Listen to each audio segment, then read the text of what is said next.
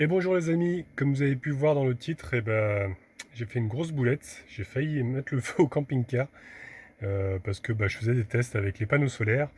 Le souci, c'est que je me suis pas rendu compte de ma bêtise tout de suite. J'ai branché les panneaux solaires, je vais vous expliquer comment. Ce qui s'est passé, c'est que ça a grillé mon MPPT, qui a commencé à fumer. Je pense qu'il aurait pu prendre feu. Donc je parle de ce boîtier, vous savez, qui convertit donc le panneau solaire pour la batterie, hein, pour alimenter la batterie. C'est lui qui a cramé. Ça a commencé à fumer par les trous ici, là, parce qu'en fait je l'ai fait surchauffer, j'ai fait une grosse bêtise. Heureusement j'ai eu le temps de tout dévisser et de débrancher la batterie. J'ai isolé les câbles d'ailleurs, il y a le moins qui est là et le plus que j'ai mis de l'autre côté au cas où qui se touche pas, mais bon j'ai quand même isolé les fils qui est là. Donc ça c'est l'alimentation de ma batterie, ça descend au niveau de ma batterie auxiliaire. J'ai également envie de débrancher le panneau solaire qui arrive hop par ici. Donc là j'ai rebranché des câbles pour pouvoir brancher l'écoflow. Parce que j'ai grillé mon MPPT, du coup je me retrouve sans moyen de recharge pour ma batterie auxiliaire. Donc je vais vous expliquer en fait ce que j'ai fait, c'est que j'avais branché les 4 panneaux solaires, donc vous savez que j'en ai 2 sur le toit, 200 watts, et là j'en ai un, donc l'EcoFlow de 110 watts, et le Bluetooth qui fait 120 watts. Et donc j'ai voulu relier les 4 ensemble pour avoir 400 watts de panneau à peu près. Le souci, c'est que j'ai voulu passer en 24 volts en pensant que j'allais avoir une meilleure puissance. Et ce que j'ai fait, c'est que j'ai relié les 4 panneaux ensemble, le plus sur le moins, et ainsi de suite, à la queue leu leu, quoi. Le problème, c'est que j'ai fait n'importe quoi, en fait. Parce qu'au lieu d'avoir du 24 volts, je me suis retrouvé avec du 48 volts. Et oui, puisque j'ai fait 12 x 4, en fait. Et moi, je pensais être branché en 24 volts. Donc j'ai relié tout ça sur le MPPT. Et il n'a pas supporté, le coup, là, il a commencé à fumer. Et heureusement que je suis descendu pour voir un petit peu le voltage, tout ça, parce que c'est là que je me suis rendu compte qu'il commençait à fumer, et ça sentait le composant cramé. Donc je pense que un peu plus, et si j'avais pas vu ça tout de suite, ça aurait pu prendre feu, surtout que c'était contre ma paroi du camping-car, qui est du bois. Donc ouais, je l'ai échappé belle. Comme quoi, il faut pas faire n'importe quoi avec les panneaux solaires, hein. Celui-ci, normalement, il peut en casser. Alors j'ai pas trop compris ce qu'ils mettent. 50 volts, PV max 50 volts. Moi j'étais en 48, mais je pense que en fait ça doit être le. Je sais pas trop ce qu'ils veulent dire par là. Mais en tout cas il s'est mis à fumer à 48 volts, hein. Après je pense qu'il y a l'intensité aussi. Je suis pas très fort en électricité, hein. Je pense qu'il y avait trop d'intensité et c'est là que ça. De toute façon s'il a cramé, c'est qu'il y a eu trop de puissance pour lui. En fait ce qu'il aurait fallu que je fasse, c'est que je relie ces deux panneaux ensemble pour avoir du 24 volts. Et qu'ensuite sur un Y en haut, je branche également les deux autres panneaux en 24 volts, et que sur le Y, ça envoie chacun d'un côté 24 volts. Mais là, en fait, je me suis retrouvé avec 48 volts. 48 volts. Je sais pas si vous m'avez bien compris, mais en fait, j'avais branché le plus sur le moins de celui-ci. Ensuite, lui, le plus sur le moins de l'autre panneau, qui est sur le toit. Ensuite, donc, le plus sur l'autre moins, et en fait j'ai envoyé tout ça, voilà, j'ai envoyé tout ça sur deux câbles. Donc, pour être plus clair, je vous mettrai un petit dessin pour vous expliquer, pour que ça soit plus clair pour vous, parce que c'est vrai que c'est pas facile à expliquer comme ça. Je vous aurais bien montré une fois que c'était branché sur le toit. J'avais pas commencé à filmer en fait, et mais j'ai dû tout vite enlever. J'ai vraiment eu peur en fait, ça m'a vraiment fait très très peur. J'avais peur que Yves prenne feu, quoi. Ça m'aurait vraiment très embêté, c'est le moins qu'on puisse dire. Donc voilà, je vous mettrai un petit dessin, comme ça vous verrez un petit peu ce qu'il en était, ce qu'il faut surtout pas faire pour pas tout cramer.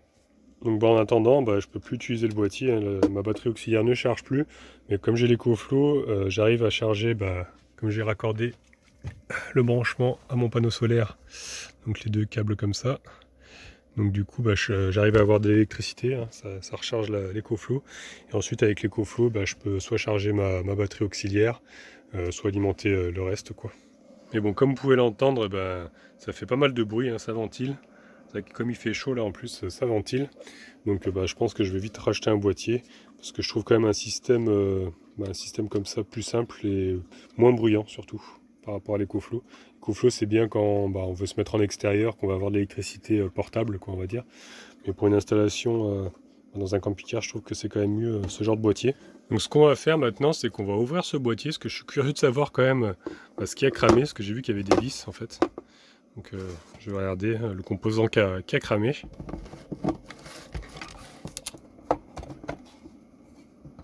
Alors, voyons voir un petit peu. Qu'est-ce qu'il y a dans le ventre? Bon, apparemment ici il n'y a rien qu'à cramer. Et ça sent vraiment très fort le composant cramé. Donc je vais dévisser celle-ci aussi là pour retirer le boîtier, pouvoir retourner le circuit.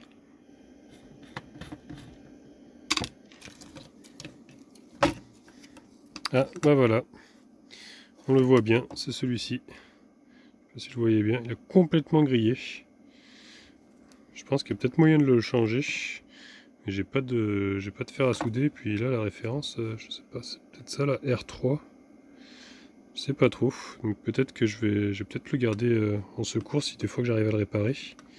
Je sais pas si ça se trouve facilement ces pièces là. Je pense que oui. Après il faut avoir un fer à souder, ça par contre j'en ai pas.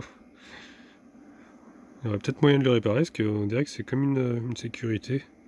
Parce que c'est vraiment à l'entrée. Ouais, je crois que c'est à l'entrée du panneau. Bon, les autres composants n'ont pas l'air d'être cramés. Donc ouais, peut-être qu'il n'y a que lui à remplacer. Donc, je sais pas trop si ça se trouve, dites-moi dans les commentaires si vous savez. Si vous êtes expert un petit peu là-dedans. Heureusement dans mon malheur, j'ai pas grillé mes panneaux solaires. Là on peut voir que il recharge à 120 watts à peu près. Et là j'ai allumé en fait le réfrigérateur qui consomme 85 watts. Et du coup pour le moment la charge ne descend pas. Donc je vais peut-être avoir un peu de froid. Parce que j'ai acheté de la limonade l'autre jour. Hop. Et du coup, comme on a envie de se faire un petit Diabolo, c'est quoi que j'avais déjà acheté? Diabolo violette. Ah oui, de la violette. Diabolo violette, parce qu'on n'arrête pas de boire des Diabolo en ce moment. Donc voilà, j'essaie de faire tourner le frigo, le réfrigérateur. Et pour le moment, en journée en fait ça va, il s'auto-alimente par les panneaux, parce que du coup je gagne plus de watts que ce que j'en consomme. Donc voilà, ça me vide pas la batterie. Donc voilà, je fais un petit test comme ça. Là, cette fois-ci, normalement, il n'y a pas de danger. Ça risque pas de cramer. Mais ouais, j'ai eu quand même une bonne frayeur avec ces panneaux, là, avec ce surchauffage, parce que j'aurais pu tout griller en fait. Donc voilà, faut quand même faire très attention. Bon, ce que je vais faire, c'est que je vais brûler un petit peu d'encens, parce que ça sent vraiment très mauvais dans le camping-car. Ça sent le composant cramé. La dernière fois, on avait acheté de l'encens comme ça. Ils sont super bons en plus. C'était où? C'était chez Action, je crois que tu me l'avais acheté celui-là. Non, c'était chez Jiffy. Chez Jiffy. Il y en avait 5-6 avec différents parfums. Ouais, il y a différents parfums. Là, c'est orange, je crois. Hop, je fais une petite mise au point. Dans quel sens? Voilà. Orange. Naranja en espagnol. Naranja, ouais. Naranja. Naranja. Naranja. Jamais C'est le seul mot que j'ai retenu en espagnol. Et souvent, j'en allume un petit peu. C'est vrai que ça sent bon. Ça parfume un peu, mais il faut aérer parce que dans un camping-car, l'encens, c'est vite étouffant en fait. Et ce que je fais, c'est que je le mets dans l'évier parce qu'une fois pareil, il a failli, il était tombé en fait. Et ça c'est un coup à faire cramer aussi parce que par terre c'est du lino. Donc c'est un coup à faire brûler aussi le camping-car. Du coup je le mets là. Ça, même s'il tombe, là il n'y a rien qui, ça risque pas de prendre feu quoi. C'est pas du bois quoi, c'est du céramique je crois. Donc ça ne risque rien. Donc maintenant je suis en train de continuer les expériences avec les deux panneaux solaires. Donc là j'ai branché uniquement l'EcoFlow. Ils sont orientés de la même façon et j'ai pu constater qu'il y a une sacrée différence entre l'EcoFlow et le Bluetooth. Vous pouvez voir, j'ai branché que l'EcoFlow qui est juste là. Et là actuellement, j'ai une puissance d'entrée de 62 watts. Ça varie un petit peu. Et il y a des sacrées variations par moment, ça descend même à 54, choses comme ça. C'est pas très stable. Et quand je branche l'autre, le Bluetooth, vous allez voir la différence. Voilà, là c'est le Bluetooth qui est branché maintenant. Et là vous allez voir que je vais avoir une puissance vachement plus élevée. Allez, ça va monter. Vous voyez, on passe déjà à 80 watts. Ça descend un peu, c'est le temps que ça stabilise. Et après ça va se stabiliser à peu près 80 watts. Donc il y a un sacré écart quand même. Alors qu'ils sont vraiment orientés de la même façon. Celui-ci en plus est moins stable, hein, ça tient moins bien, l'autre est bien droit. Je pense pas que ce soit ça qui fasse l'écart parce qu'il est quand même bien exposé là. Mais c'est vrai que même le signal, on dirait qu'il est moins stable avec EcoFlow. Ça fait des petites vagues, ça descend, ça remonte les watts.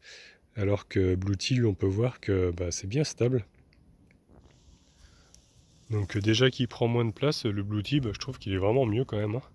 C'est vraiment plus performant que l'EcoFlow, alors que lui il est plus grand. C'est étonnamment, en captant plus de lumière, il devrait mieux fonctionner. Alors c'est peut-être pas la même technologie de panneau, parce qu'on voit qu'ils sont un petit peu différents. Mais le Bluetooth est quand même vachement mieux. Il fait 10 watts de plus à 120 watts, il est plus petit, donc je trouve que c'est quand même mieux. Et en plus de ça, il envoie plus de watts, hein. 30 watts de différence, c'est quand même assez énorme. Donc voilà, c'est tout pour aujourd'hui. Donc j'espère que la vidéo vous a plu.